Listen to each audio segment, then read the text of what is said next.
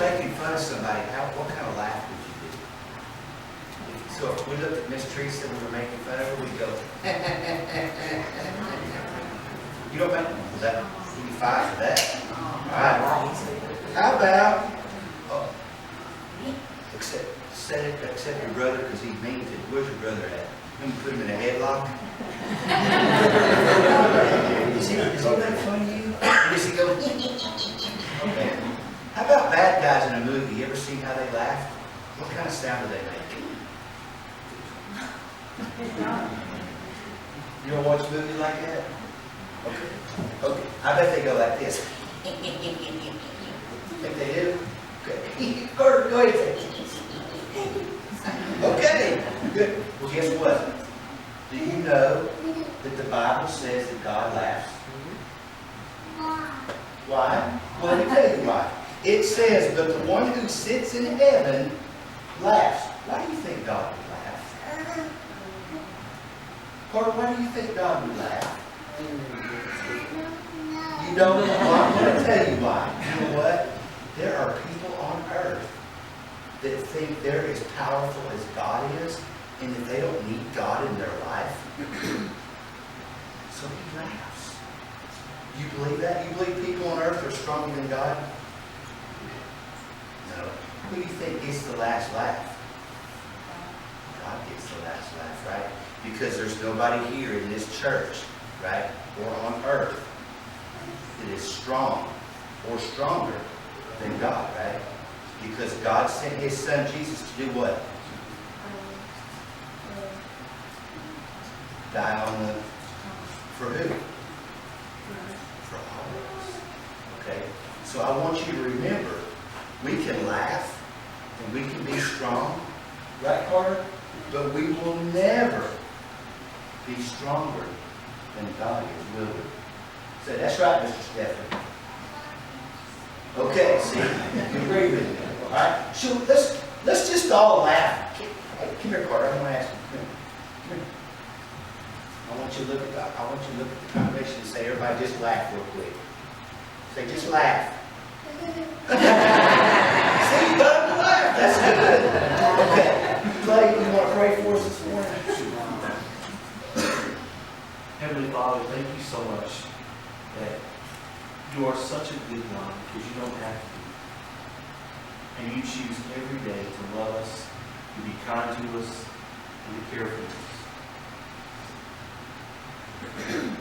Please help us to live in such a way that other people realize who you are and what you're like, so that they can know the laughter and the joy of knowing you. We pray this in the name of Jesus, your Son. Okay, now, Miss Teresa's got to get it right. You know where to go. Do we have any special music today? Yes.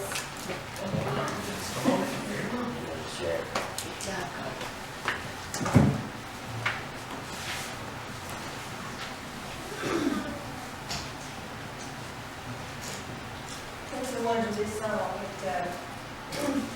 I heard this one morning going to work and just caught bits and pieces of it. I don't know the tune, and then I got it to where I could really hear the words, and this is something I think we should all strive to want. You've heard the old saying, what doesn't kill you will make you stronger. Well, I think that sort of goes along with this. I wanted to have this my purpose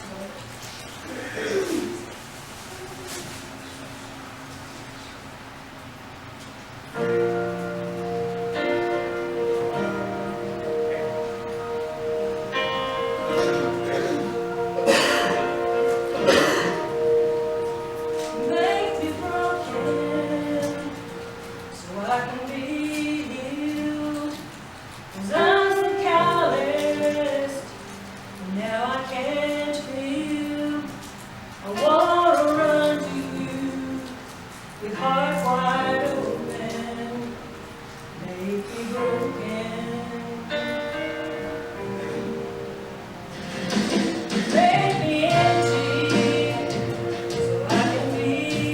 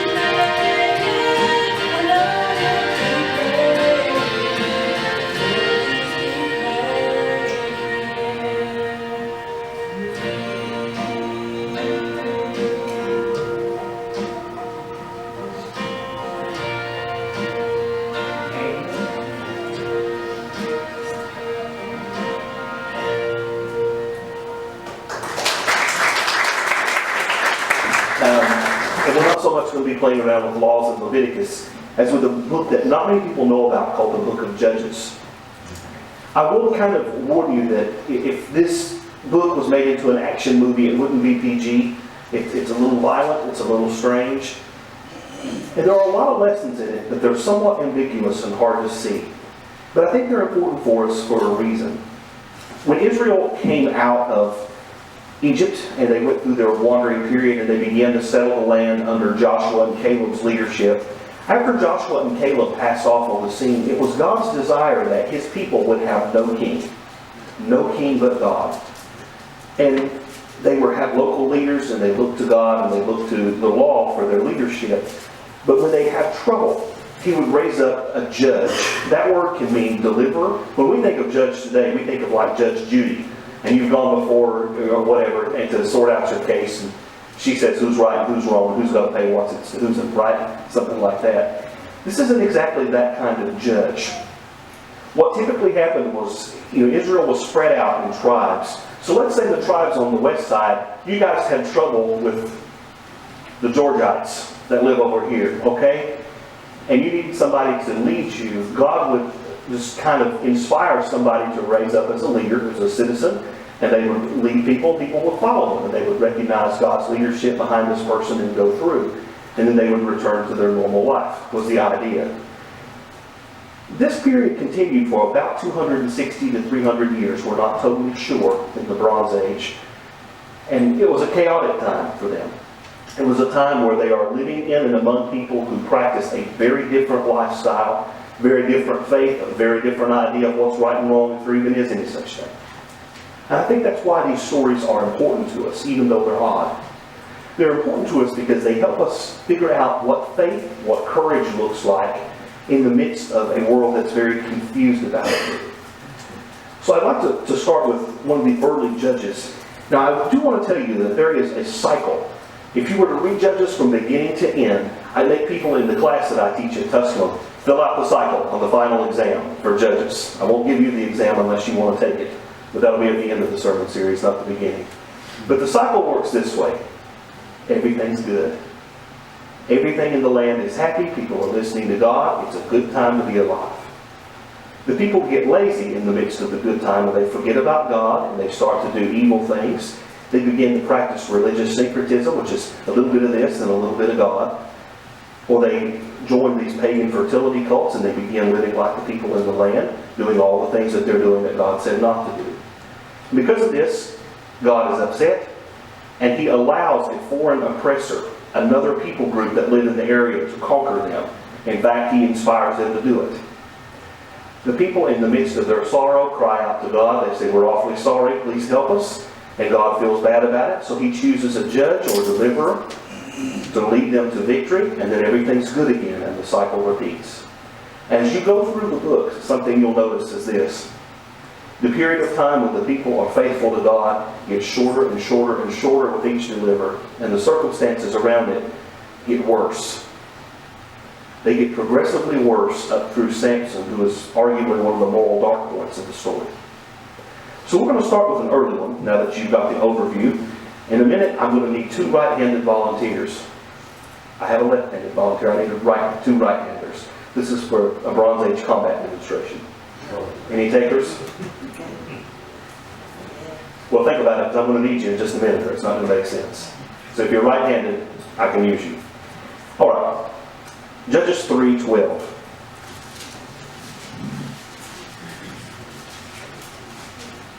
The Israelites again did what was greatly evil in the sight of the Lord, and the Lord strengthened King Eglon of Moab against Israel, because they had done what was so evil in his sight. In an alliance with the Ammonites and the Amalekites, he went and he defeated Israel and took possession of the city of palms, Jericho. And the Israelites were enslaved to the king of Moab for 18 years.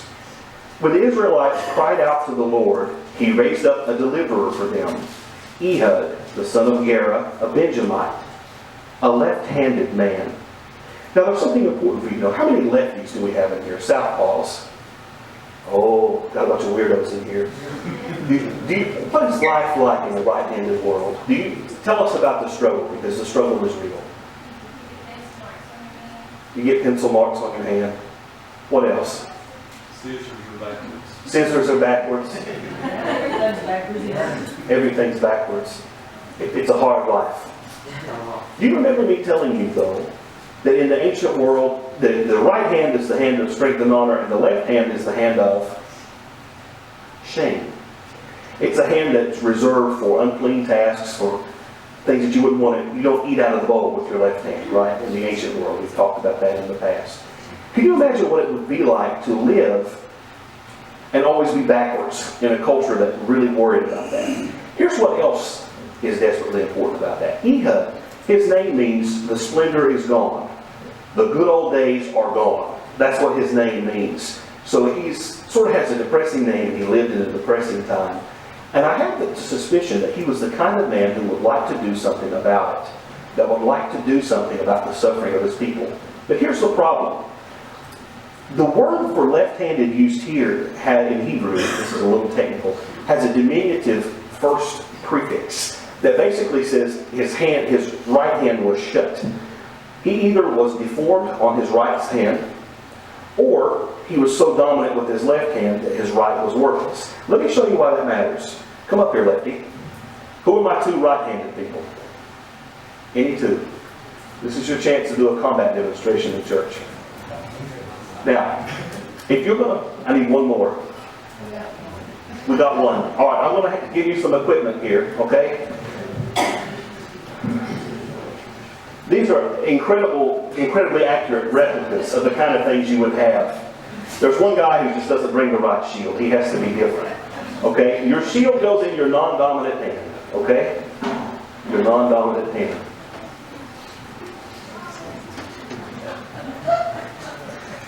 Now, these are some very accurate replicas of Bronze Age swords, okay?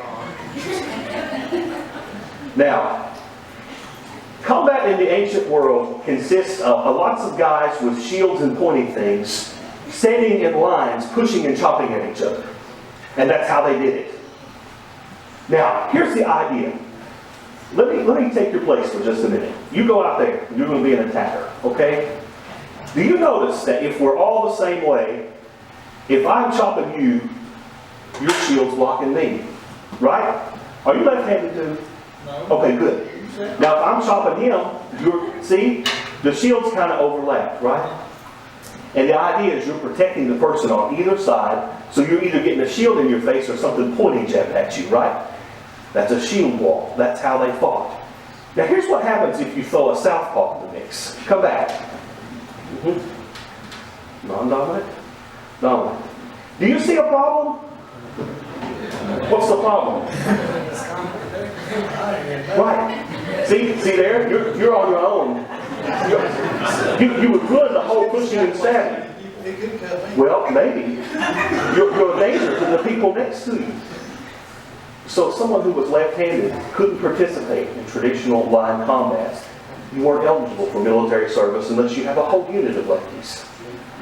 Because it is later on in Judges, I think, by the way. We'll talk about that when we get there. Don't skip ahead 20 chapters. But anyway, do you see where it creates a point of vulnerability? So we have to say to you, we're sorry. Stay on. Now, thank you very much for your demonstration. Do you feel like you know more about Bronze Age combat now? So Ehud, despite being someone who I think is quite brave, to really want to do something to help his people, if he fought in a traditional way, he's a danger. He's unable to do what it is that God feels he has laid on his heart that he ought to do. So this is what he does. A person who had a handicap that prevented him from fighting the bad guys, he makes a sword, a short sword, about 18 inches, a cubit in length, and he fastens it on his right side, the opposite side that you would think it would be on for a normal person. And he leads in, and they're bringing a tribute to King Ehud of Moab. If you got conquered by the Georgites, you had to pay them money just for the privilege of continuing to live. That's how it worked in the ancient world. So he's delivering the goods. Now Eglon was an extremely fat person. When Ehud had finished presenting the tribute, he sent the people who carried the tribute on their way, but he himself came back turning around at the sculptured stones near Gilgal, and said, I have a secret message for you, O king. And the king said, Silence. And all of his attendants and servants went out of his presence. Ehud came to the king, who was alone in the cool roof chamber, and said, I have a message from God for you. So the king rose from his seat. Then Ehud reached with his left hand, took the sword from his right thigh, thrust it into the king's belly, and the hilt also went in after the blade, and the fat closed over it, for he did not draw the sword out. And the contents of his guts came out. So I told you, this is a gross story. Then Ehud went out into the vestibule and locked the doors of the roof on the chamber behind him. When he had gone, the servants came, and they saw that the doors were locked. So they were afraid to go in. So they waited for a while until they were embarrassed, and then they opened the doors of the roof chamber. They took the key and found their master lying dead on the floor. Ehud escaped while they delayed, and he essentially rallies the troops, and the land under him after this military victory has rest for 80 years. Now, why would I tell you such a gross story as that? There's a reason for it. When we think of somebody who should be someone who can fight the bad guys, who should be strong enough to do something, you don't pick somebody who has a description as handicapped. You don't pick somebody like this. There are a lot of people who would like to do something for God. But there's something that happens to be true about their body, something that they feel limited in. There's something they struggle with, whether it's an emotional problem, an anger problem. They may say, well, I'm not anything good enough to God because I struggle with depression. Or if you knew the way that I'd grown up, and I didn't have a normal family, didn't have a dad around, didn't have a mom around, and how that hurt and impacted me. You don't know the struggles I've had. You don't know the things I've done. You don't know how I am. I'd like to do something, but I'm just not the right kind of person. I'm not the right fit. And there are a lot of people who walk around their entire lives and feel like they don't have anything to offer. They feel absolutely useless because of something that has to be true to them. And that's not just in terms of serving God, it's also in terms of what we give to other people. Because what we believe to be true before God, we tend to import into our other relationships. And there are some people who feel, because of something that happens to be true about them, that they didn't choose, that's just the way it is, but they don't have much to give. And they hold that back. And they say, well, it wouldn't make a difference. I'm not appropriate, so they just don't. And yet here we have a very interesting story of somebody who couldn't fight, who led his people to freedom through a military victory. God used him as a deliverer, even though we might have some questions about his tactics or the way he did things. God used the tools he had available at primitive time to do what he needed to do. But he used somebody who shouldn't have been able to do it. And this person's courage and ingenuity led to a period of 80 years of peace and faithfulness to God for his people. A lot of people who have something that's true about them, whether it's something with their physical body that's a limitation, something in their emotional self, something in their history that makes them feel like that they don't fit, that they're ineligible, whatever you want to do, that makes them embarrassed of the way they are. They want to hide that. We really struggle with having the courage to do that. And I think they want to know why. Why am I this way? Why is it that I didn't have a mom or a dad when the people down the road did, and they don't appreciate them? Why is it? Why is it that this person in my life died so young? Or why do I have to be sick and other people be well? We want to know why. We want to know why. And sometimes the answer to that is ambiguous. It's something that we don't have a clear-cut thing of, well, God made you this way for this reason so you can minister to such people. Maybe. Maybe that's just the way that life is. But what I'm sure of is this. And Jesus helps us to understand this in an issue where the disciples met somebody in John 9 where they really wanted to know why this man was the way that he was. In John chapter 9, we have Jesus and his disciples traveling. And as they walked along, they saw a man who was born blind from his birth. So his disciples asked him, Teacher, who sinned, this man or his parents, that he should be born blind? To them, they were looking for a reason. If something bad happens to you, you deserve it. Either God saw ahead that you would be a sinner, so He's punishing you from your birth, or your parents did something, so what happened to you is your punishment. They're saying, which way does it go? Jesus' answer to them is this: neither this man nor his parents sinned. He was born blind so that the works of God might be revealed in him. He was born the way he was so that the work of God could be revealed in him. We must work the works of Him who has sent me while it is day. Night is coming when no man can work. And as long as I am in the world, I am the light of the world. And when he said this, he spit on the ground, and he made mud with the saliva, and he put it on the man's eyes. And he said to him, go wash in the pool of Siloam. And then he went and washed and came back able to see. The neighbors and those who had been there before and saw him as a beggar began to ask, isn't this the blind man that used to sit and beg? Some were saying, it is he. Others said, no, but it is someone much like him. But he kept saying, I am the man. And they asked him, how were your eyes open? And he said, the man called Jesus made mud, spread it on my eyes, and told me to go wash. I went and got my sight. I think it's a dangerous thing to say to somebody, what happened to you is the exact intention and will of God for your life, because sometimes it involves somebody doing you wrong. Sometimes it involves something that if we could be healed from it, I think God would like to heal us from it. But when we view the way that we are, the things that hold us back, the things we feel are our limitations, our points of shame or embarrassment, as something that's a handicapping factor, when we view it as a punishment, when we view it with bitterness, and it's hard not to sometimes, it holds us back from what God would like to do with us. Every one of us probably has things about ourselves that if we could wave a magic wand and change them, we would. We have parts of our history that if we could have saved our progress in life and just reset and go back to it, we would like to do that.